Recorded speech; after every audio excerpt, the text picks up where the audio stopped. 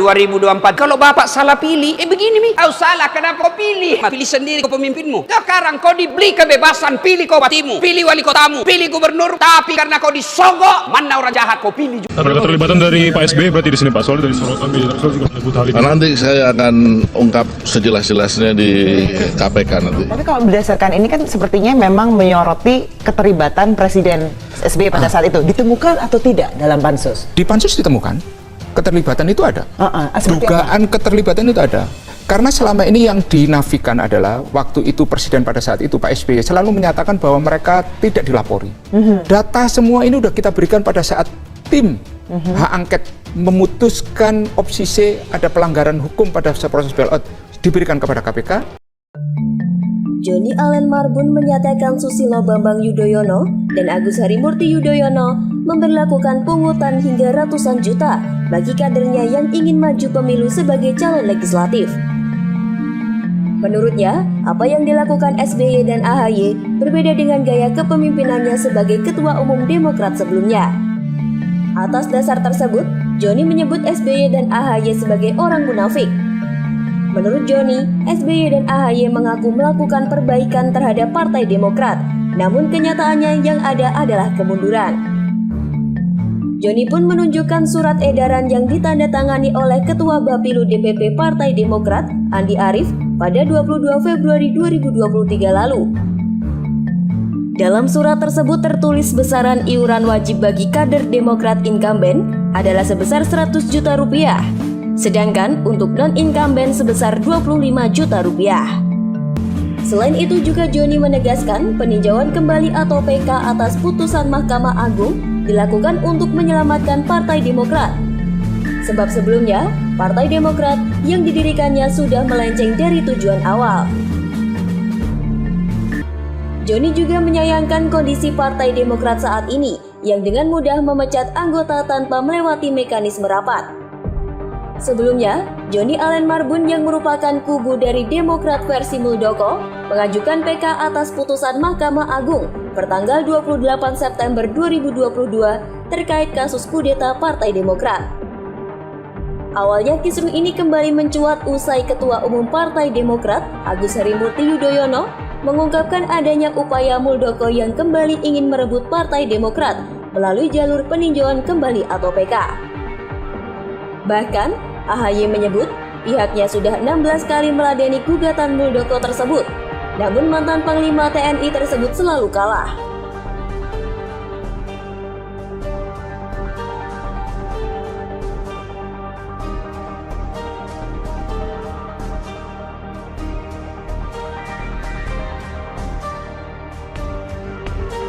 Menurut AHY, jika dilihat dari kacamata hukum dan akal sehat, tak ada satupun celah atau jalan bagi Muldoko untuk memenangkan PK tersebut. AHY juga menilai langkah yang diambil Muldoko merupakan bentuk kepanikan akan lahirnya pemimpin baru yang taat hukum dan konstitusi.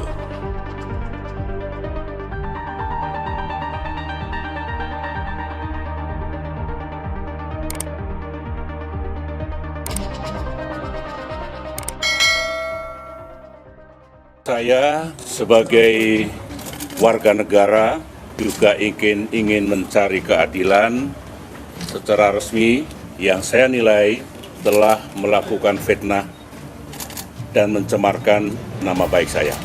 Tentunya kan saya punya data dan fakta yang secara akurat yang bisa saya akan berikan nanti. Apa ada tokoh lain yang terlibat Pak mungkin Pak? Iya. Waktu itu kan zamannya SBY dan juga zaman waktu itu kan sekretaris Pak Pardede dan juga Ibu Menteri Keuangan ya. Dan itu memang ada. Nah, ini kan sebenarnya itu uratnya sudah kelihatan. Sudah bisa diungkap secepat mungkin itu. Ada apa ini? Mari kita bongkar 4 bangkai busuk di kuburan Cikeas. Cikeas itu bau, tepatnya penuh bangkai.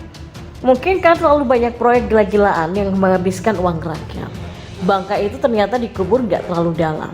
Jadinya ya kasus-kasus ini mudah dibongkar dan diketahui. Setidaknya saya akan membahas beberapa bangkai besar yang baunya paling tercium busuk.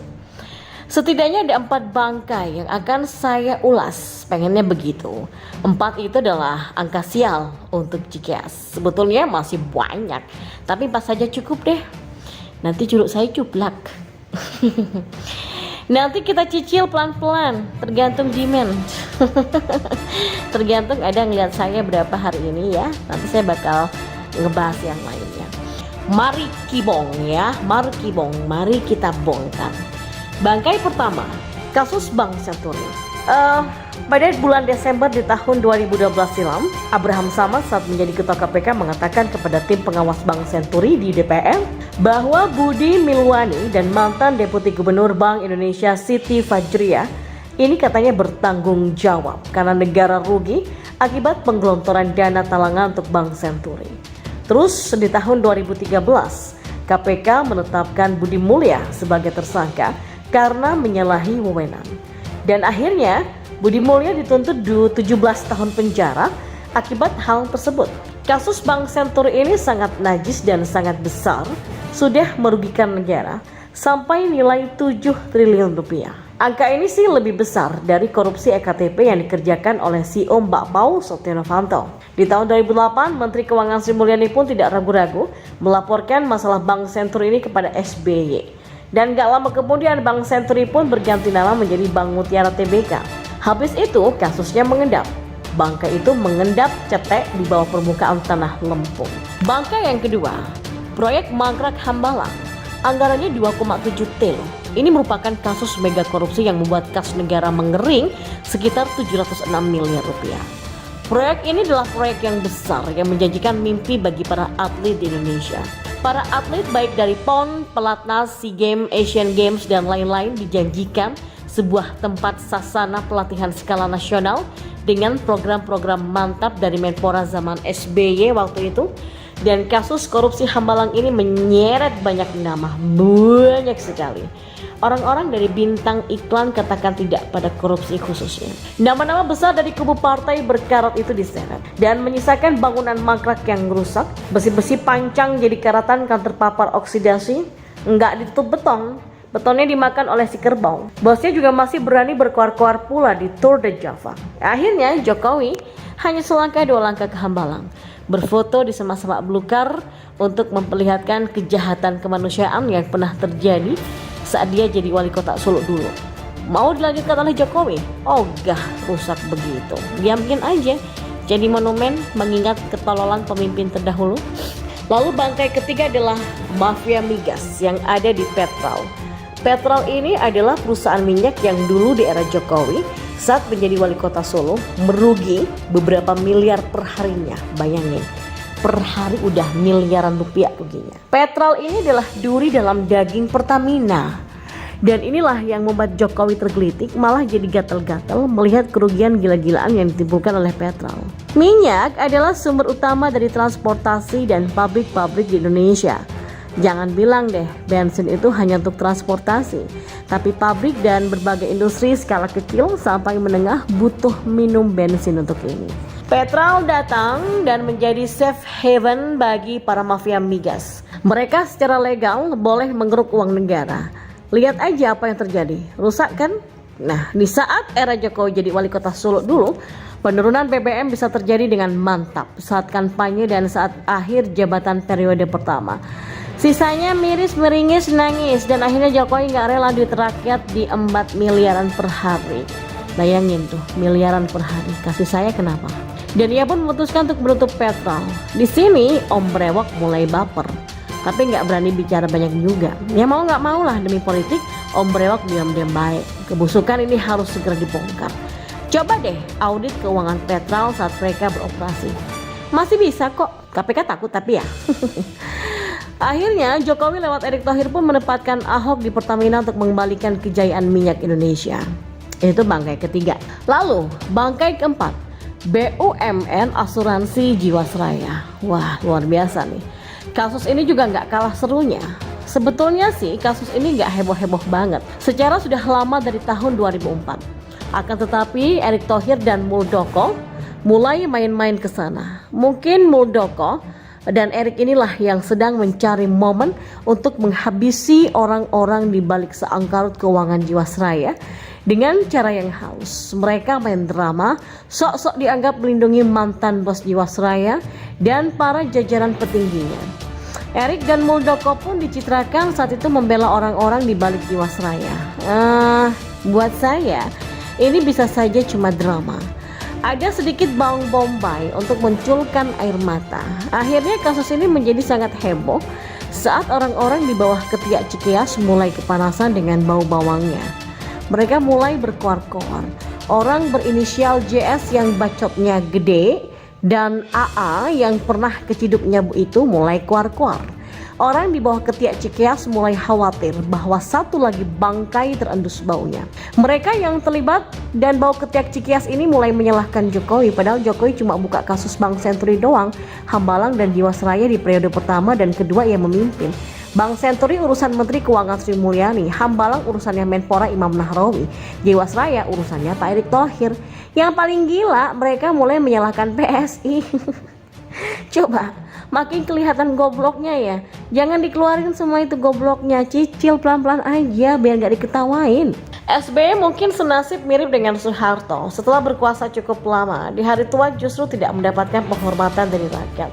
Setidaknya hanya Soeharto yang setelah lengser, namanya berbau busuk. SBY mungkin akan menyusul. Soekarno, Habibie, Gus Dur, dan Megawati sampai sekarang namanya masih harum. SBY mungkin tidak seotoriter Soeharto. SBY juga tidak membuat dirinya berkuasa hingga 32 tahun, enggak. Tapi waktu berkuasa, SBY mampu memoles dirinya dan keluarganya begitu harum citranya. SBY waktu berkuasa dikenal sebagai presiden yang gagah, pro rakyat karena memberikan BLT untuk rakyat. Banyak rakyat yang silau dan gak tahu kebobrokan pemerintahan SBY. Borok SBY seperti terlihat semua sejak lengser. Jokowi entah sengaja atau disengaja seperti memperlihatkan betapa bobroknya rezim SBY. Korupsi besar-besaran terjadi di era SBY. Gak tanggung-tanggung memang. Kader Demokrat itu paling banyak tertangkap korupsi. Hutang luar negeri Indonesia juga membengkak, dipakai buat ajang pencitraan. Ironisnya justru banyak proyek yang mangkrak karena anggaran habis dikorupsi oleh anak buah SBY di Demokrat. Satu persatu aib SBY terbongkar. Lebih-lebih di masa tua, SBY justru semakin baperan dan tidak cantik berpolitik. Sayangnya, ambisi berkuasanya masih juga belum surut. Anaknya yang masih ingusan pun dipaksa menakodai kapal besar Demokrat. Akhirnya terkuak jika SBY telah membuat Demokrat seolah-olah partai milik pribadi dan juga keluarga.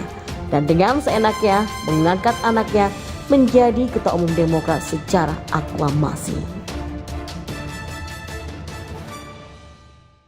Semoga Allah senantiasa menuntun kita di jalan yang diridhoinya. Aku qouli hadza, astaghfirullah li wa lakum. Wassalamualaikum warahmatullahi wabarakatuh.